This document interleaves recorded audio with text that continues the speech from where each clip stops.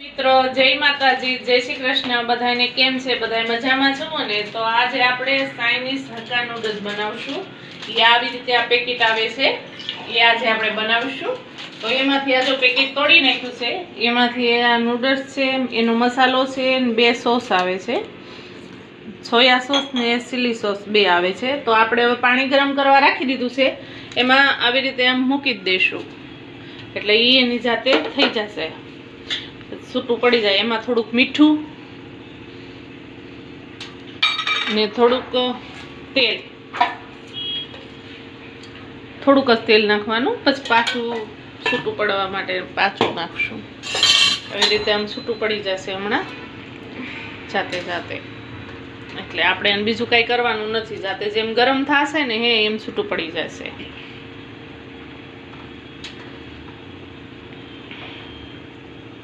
મિત્રો આપણા નૂડલ્સ બફાઈ ગયા છે, તો આપણે એને ચેક કેવી રીતે કરવાનું એ તમને હું બતાવું.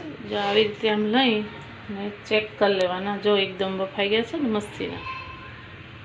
તો હવે આપણે કાણાવાળી જારીમાં કાઢી લઈશું. તો ગેસ બંધ કરશું, આમ લઈ આમાં નાખી દઈશું.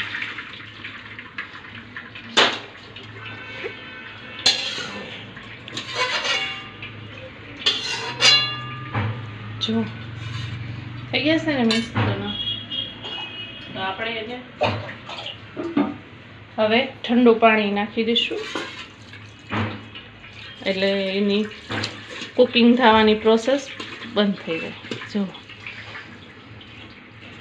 ઠંડુ પાણી નાખીને એટલે એકદમ છૂટા છૂટા થઈ જાય. ઠંડુ પાણી નાખીશું ને એટલે છૂટા છૂટા એકદમ થઈ જાય, એકાબીજાને ચીપકે નહીં.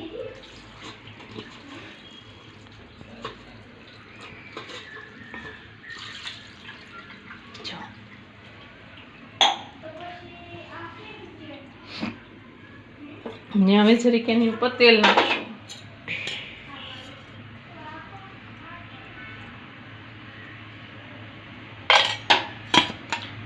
અને પછી આવી રીતે આમ હલાવી દેવું, એટલે એકાબીજાને ચીપકી ના જાય. જો એકદમ છૂટા છૂટા રહીશું.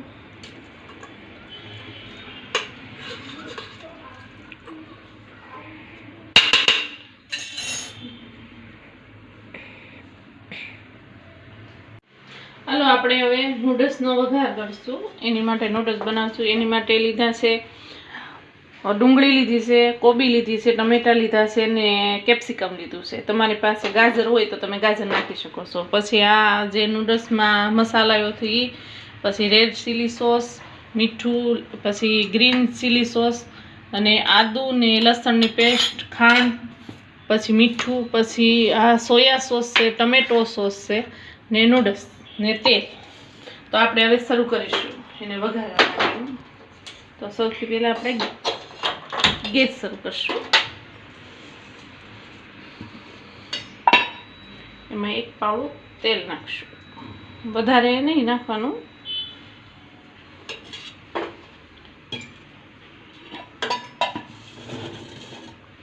પછી ગરમ થઈ જાય પછી આપણે લસણ ને આદુની પેસ્ટ બનાવી હતી ને, એ તમારી પાસે તૈયાર હોય તો એ તમે નાખી શકો છો.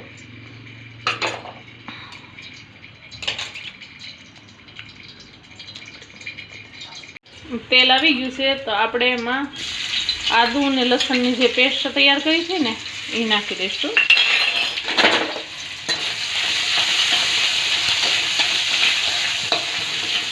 ગેસ ધીમો રાખીને કરવાનું.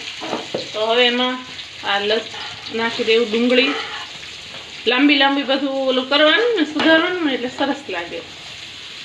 ટમેટા,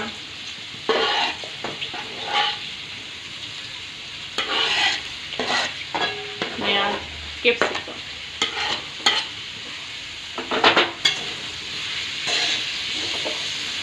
એને બહુ પકાવવાના નથી,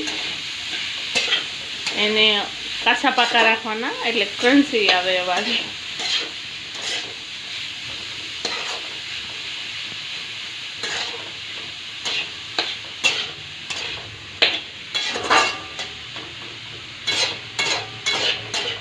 ફૂલ ગેસ ઉપર જ રાખવાનું. એટલે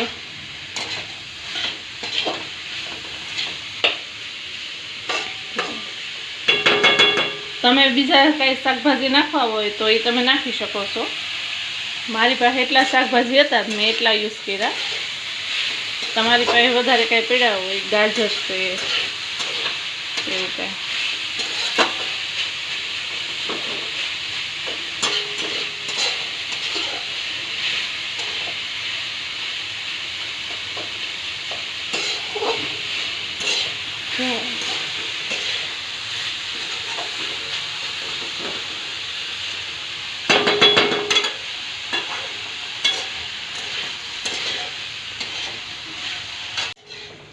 હવે થોડુંક મીઠું નાખી દઈશું. આપણે સ્વાદ પ્રમાણે ઓમાં નાખેલું છે એટલે આમાં આ આપણે શાકભાજીના ભાગનું જ નાખવાનું.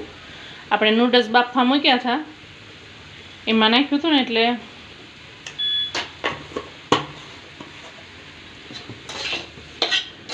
આને બહુ શેક ઓલું નહીં થાય, સડવા નહીં દેવાના, નકર પછી ક્રિસ્પી અવાજ આવે એ અવાજ ના આવે.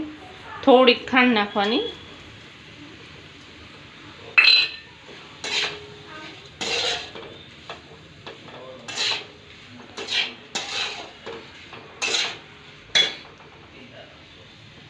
પછી આ રેડ ચીલી સોસ એ 2 ચમચી નાખવાનું આપણે. તમે જેટલી તીખી ખાતા હોય એટલું નાખવાનું આપણે. ને આ ગ્રીન ચીલી સોસ 2 ચમચી એ નાખવાનું. હલાવી નાખવાનું.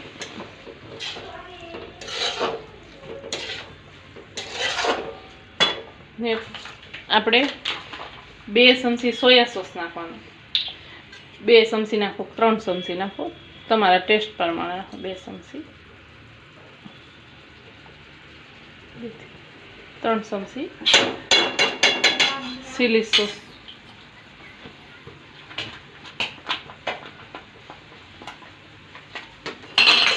એને હલાવી નાખશું.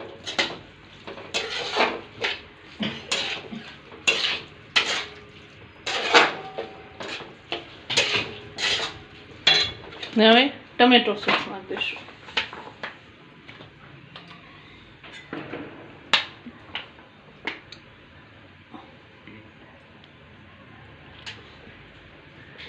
ત્રણ થી 4 ચમચી શું આનો ટેસ્ટ બહુ સરસ આવે છે.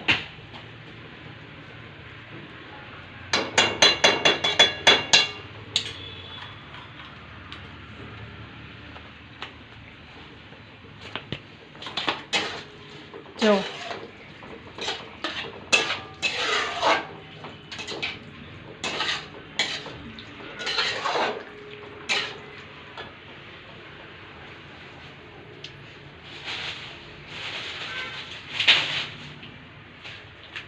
જો તમારે આ પાસ્તાનો સોસ નાખવો હોય તો નાખી શકો છો. અમારે પાસે પડ્યો તો થોડોક નાખી દઈએ એટલે થોડુંક તીખાશ પાસ્તા સોસ. જો 1 ચમચી નાખશું.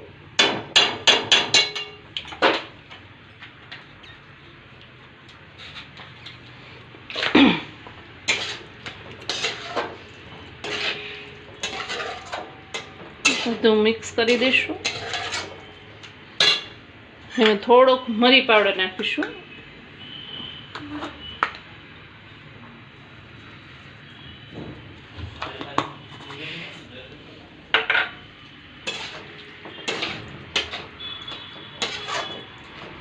ને જો આ નૂડલ્સ સાથે આવ્યા હતા ને મસાલો નૂડલ્સનો, એ નૂડલ્સનો મસાલો આપણે નાખી દઈશું.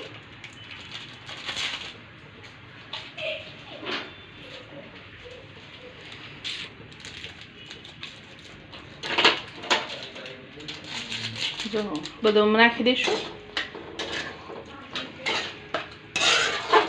કલર કેવો મસ્ત આવ્યો છે જો. ને હવે જે આપણે નૂડલ્સ બાફ્યા હતા ને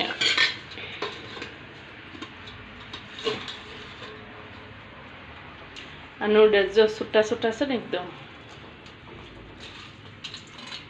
એ બધા નૂડલ્સ નાખી દઈશું.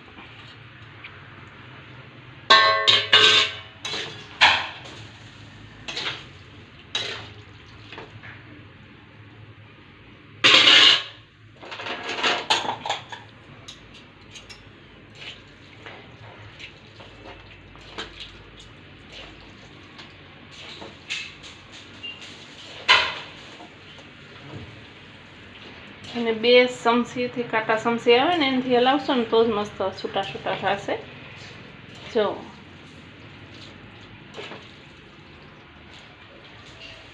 જો હા ને મસ્ત.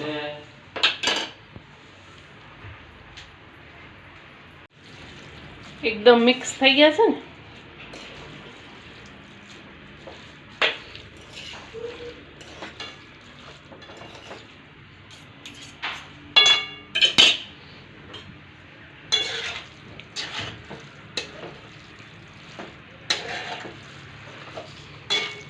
હવે આપણે એને સર્વ કરી દઈશું.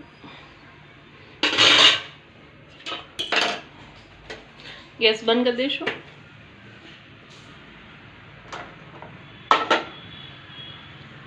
આવી રીતે આમ લઈ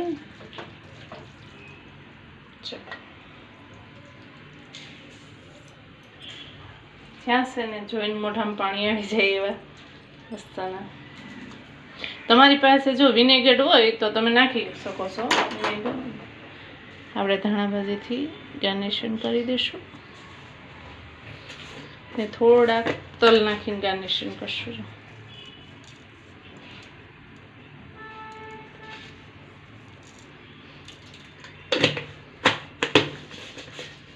જો કેવો લાગ્યો મારો નૂડલ્સ. જો હાલો બધા નૂડલ્સ ખાવા. કેવા લાગ્યા મને બતાવજો. લાઈક કરજો, શેર કરજો, કમેન્ટ કરજો અને સબસ્ક્રાઈબ કરજો. કમેન્ટમાં કહેજો કેવા લાગ્યા નૂડલ્સ. ભલે બાય.